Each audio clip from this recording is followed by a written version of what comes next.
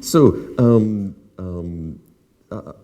again, I would like to welcome you, also to welcome remote participants, and by the way, take the occasion to thank again Jolly from New York, who is helping with the connection and the webcasting.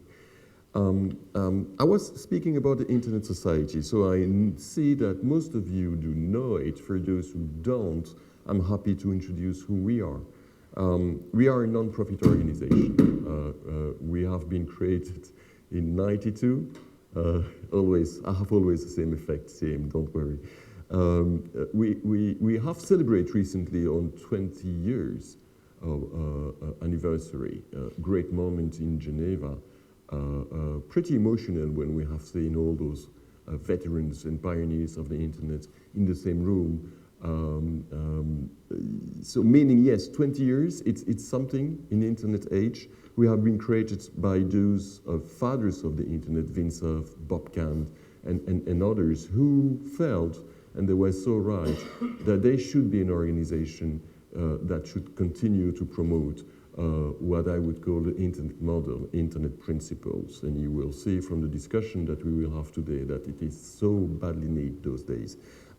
We have about 130 organizational members. We have 55,000 individual members and about 90 chapters all over the world. And I'm happy to say that we are currently working out here those days the creation of an Internet Society chapter here in Estonia. So stay connected. We have 5 regional bureaus, Africa, Asia, Latin America, North America, and the European Bureau, which I have the pleasure to drive.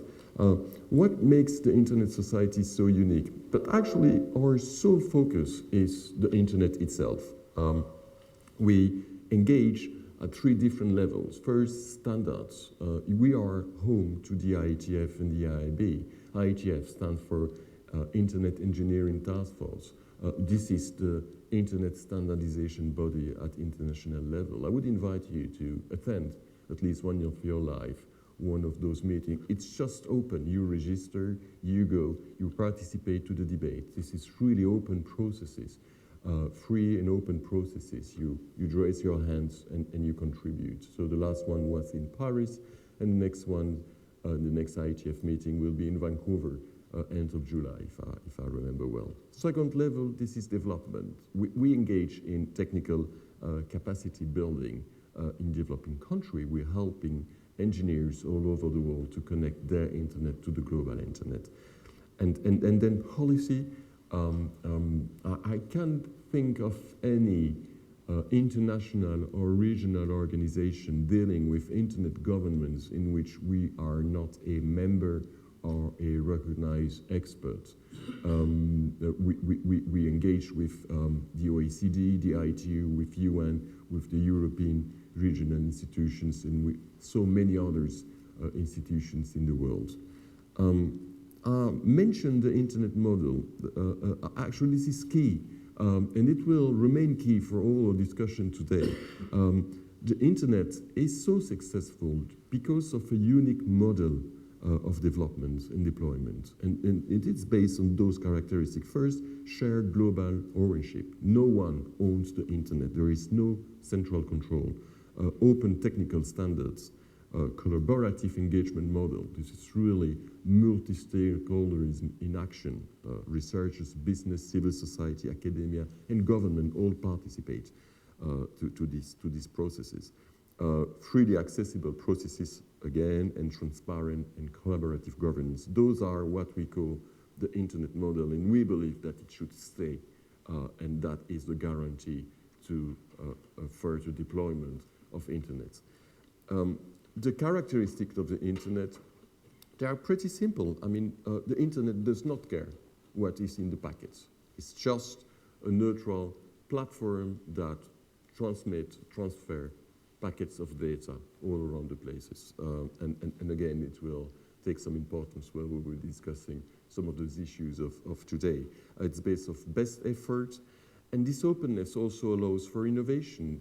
I like this quote, this is innovation without permission. Could you ever imagine that those who invented Facebook, Google, Yahoo, whatever had to ask for permission before launching their services. I believe we would never have heard of it if they had to. So this is just about the building blocks of our discussion, I guess, and of our work and mission of the Internet Society. So let's get back to the core of my presentation called Between Challenges and Opportunities, What Kind of Internet do you want? How could we shape the future of the Internet? Well, the bottom line is, and it will be my conclusion, it's difficult to predict how the Internet will evolve. Each time we travel, and I travel, I have the same question: how do you guys see the future of the Internet? And the answer is, I have no idea. I mean, who might have been able to predict 5 years ago that we will spend our life on Facebook or using Google? I mean, just 5 years ago. So there is no clear ways or crystal balls to predict the Internet. But what we know is if the Internet respects and the governance respect the model that I just described, multi-stakeholderism, transparency, collaborative processes, it will be promising. And it will be open to innovation and continue to surprise us.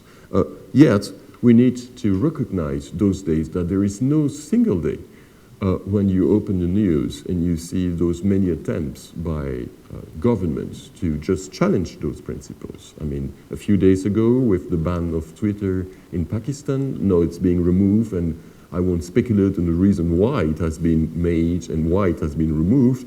But others issues like the SOPA, the PIPA, the ACTA of this world really are challenging, and so our discussion on freedom of speech, on WIKIT in the ITU those days, on network neutrality.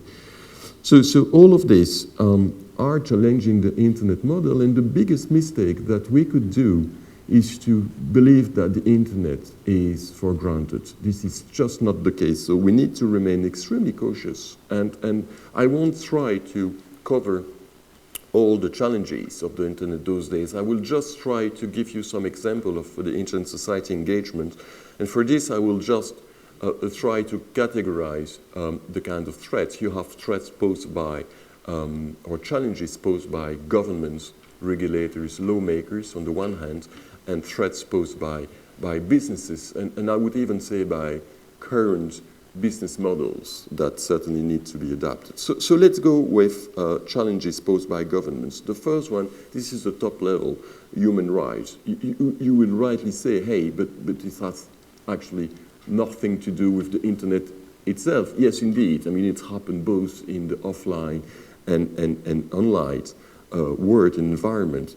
But let's see that those human rights face challenges to counterbalancing policies or policy objectives such as security or economic or political interests. And the Internet Society believe that the Internet are or is an enabler to a wide range of human rights, including freedom of speech. So we do believe that such rights that are enshrined in the Universal Declaration of Human Rights apply to the Internet to the full extent. And this is why, and when we pay much attention to this, and this is core in our program for the next coming years, actually, when you see all the increased attempt by some governments to challenge all those rights on the Internet, I mean, it becomes an urgent matter. Public policy objective. Again, we see all over the world governments who want to combat illegal online activities as child pornography, infringement of IPRs, we will discuss that today, or cyber criminal activities, etc. So here are the top-level messages. First, we believe that those public policy objectives are certainly legitimate, but we believe also that there should be no trade-off with the openness of the Internet. So both objectives should be and are actually, might be achieved in the same time. Another message certainly is that we should stop believing that there are technical solutions to solve non-technical issues.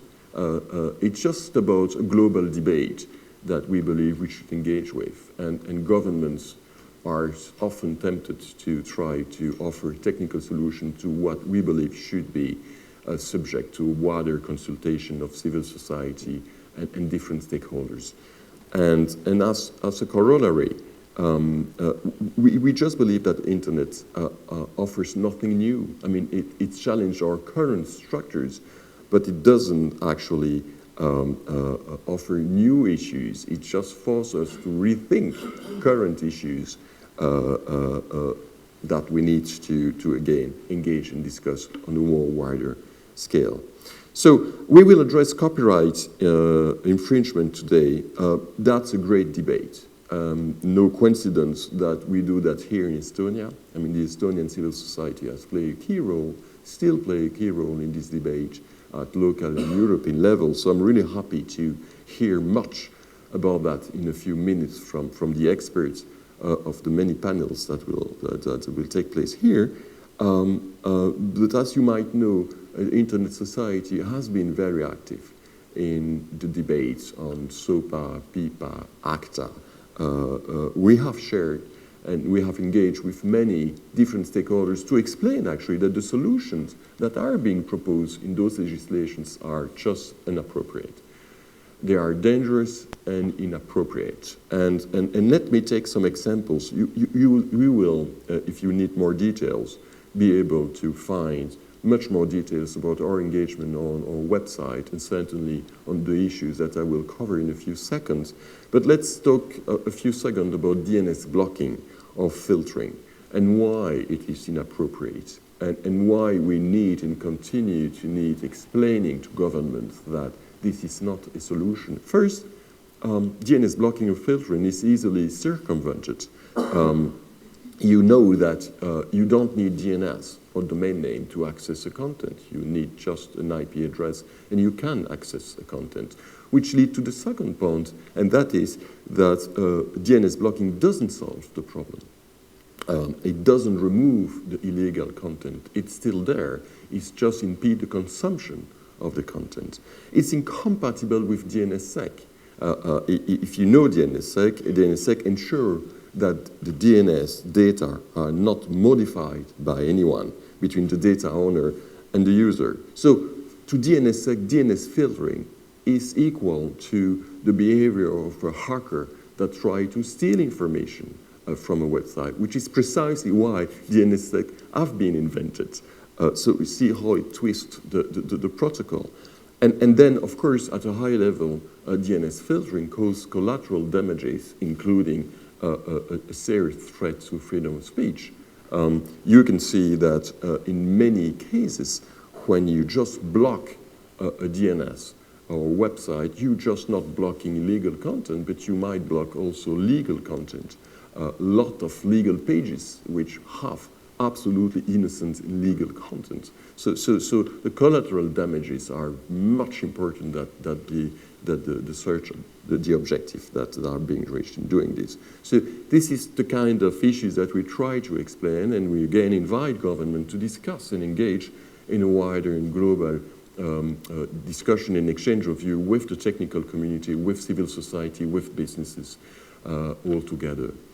So this is in short, in a nutshell, what I would call our engagements. Well, this is just an example, our engagement at government level and the threats that are being posed by policymakers. So let's address other issues in which I've called business models. And this is the famous debate on network neutrality, which have take place all over the places. And what is the origin of this debate? Well, this is the success of the internet itself. There is an increased demand for greater bandwidth, which then implies that there is more pressure on network capacity, and then it implies that there is a greater use and deployment of congestion management and traffic shaping. And then at this very moment, the people thought that if traffic management takes place, this might be a threat to the open architectures of the internet, is it? So this is where the debate on network neutrality comes from. I don't like though the name network neutrality it's opening a Pandora box. I mean, a box of phantasms. Whenever you go in a room and say the word network neutrality, you might have different understanding on what it is. I mean, freedom of speech or pricing or discrimination or traffic management. So let's focus on the desired outcome, which is really the openness of the internet. And let's address it from the user perspective, because as you know, for us, the internet is really a user-centric platform. So what does it mean from a user perspective? And from a user's expectation, the internet should remain this platform that conveys traffic in a manner that is agnostic to source, content, and destination. And this is a pretty nice definition of the internet, actually. So the key enablers here are access, choice, and transparency. And we don't see that happening often. I mean, at least in my country, you need definitely to be coming from Harvard to understand a contract with your ISP and see exactly what he does with your internet. So transparency is also about the ability of the user to understand what's happening, and in some cases to change ISPs if he's not happy with what is happening with his line, which also implies that competition is the building blocks of anything. So I would like to add two more comments. It's also about the definition of the internet. I mean, one of the key concerns those days stemmed from the very success of the IP, of the internet protocol, as a networking technology. You have lots of different services offering IP, but this is not the internet. An immediate example comes from some services offered in UK, where you can, if you are a BT user, connect or plug a telephone handset to your modem and call someone else on BT network. Well, this is voice over broadband, but in no case this is the internet.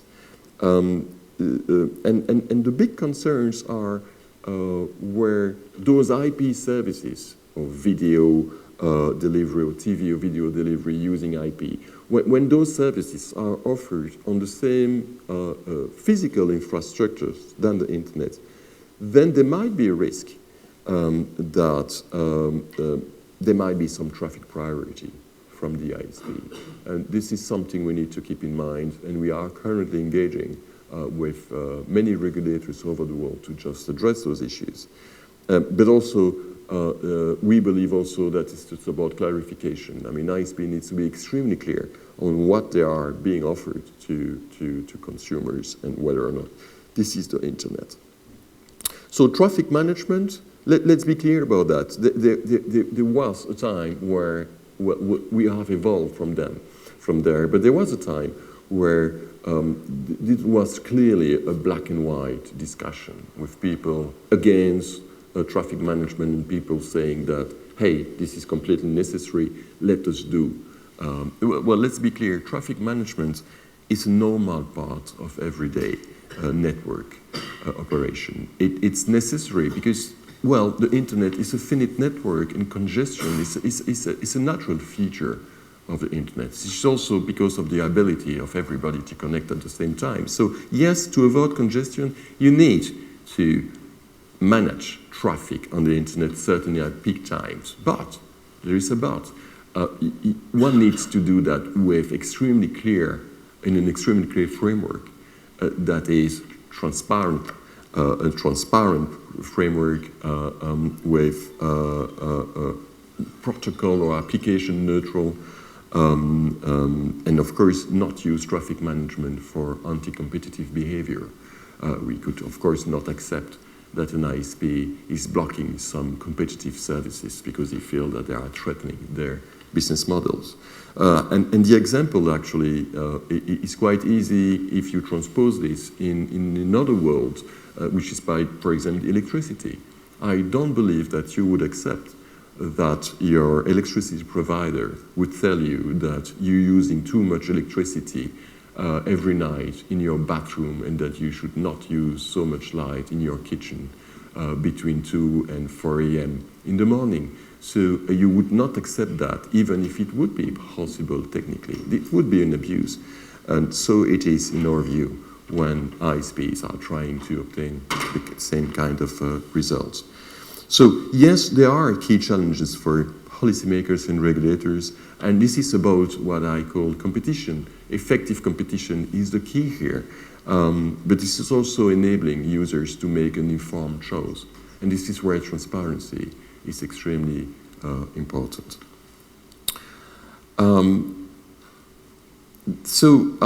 The last part of my intervention will be on actually the opportunities and how to shape the future of the internet. I mean, this is, by the way, the title of our day, of our event today. As I said, it's pretty difficult to predict how the internet will evolve. What we certainly know is that the internet will become more mobile. This is a mainstream consideration. It will be nevertheless important for developing countries, where we will see that the next billion will certainly connect to the internet with mobile devices.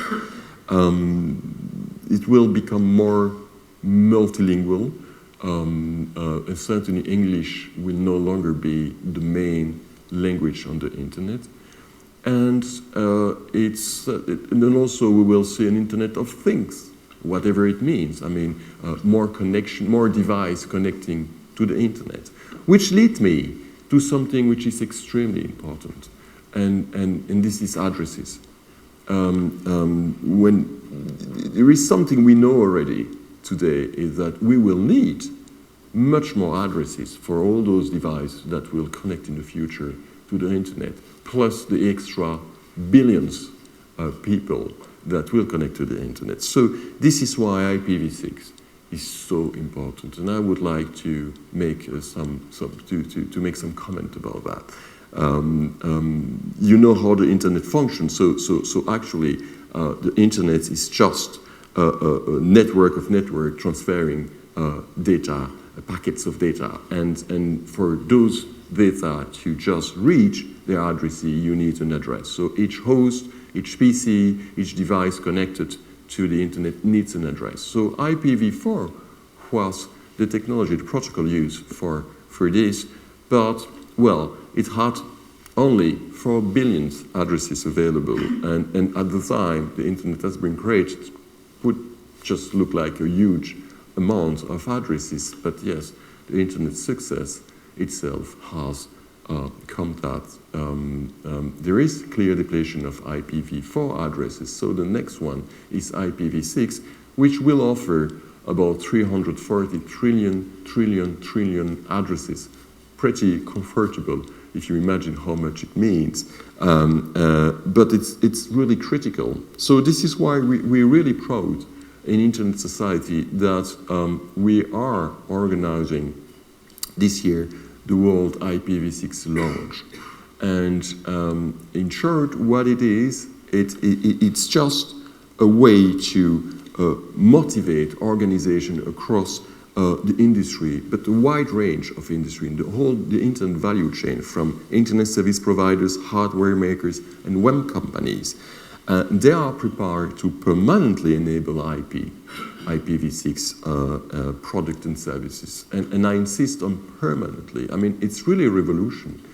The internet will no longer resemble the internet as we know it today. I mean, as from 6th of June, there are key actors, Google, Facebook, Microsoft, Yahoo, that will enable on their website IPv6. So the internet will drastically change, and it's an important day to remember. We did a test last year, also in June, which we call IPv6 Day, World IPv6 Day. That was just a trial. And the conclusion of the trial was, is there any problem? Is there something we should know? And the answer was no. It was wonderful. I mean, no problem when implementing IPv6. So that was a key message that we have shared with all the actors in the internet value chain. So the message has been well received, and they have decided with us to go the next step and enable permanently IPv6. So be aware of this, 6th of June, call your ISP, ask it whether or not he will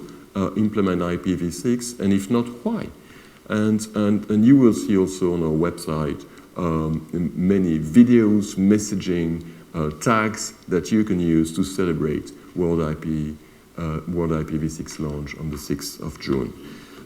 With this conclusion, I believe that I'm able to pass on the floor to the next speaker. Sim, you will have to help me here with the logistics, because there are also something that you need to inform people, which is the hashtag for today and those kind of things. So I will leave the floor to you, unless you have questions. I'm of course here all day, and I will happily answer any question you might have. Thank you again, and I'm really happy and look forward to the rest of the day. Thank you. Are there some questions? Eesti keeles ja siis seda saab tõlkida. The hashtag for the event is INET Tallinn, with the name of the city where it is located, and it has double N in the end for the international viewers. And the next speaker will be a lawyer from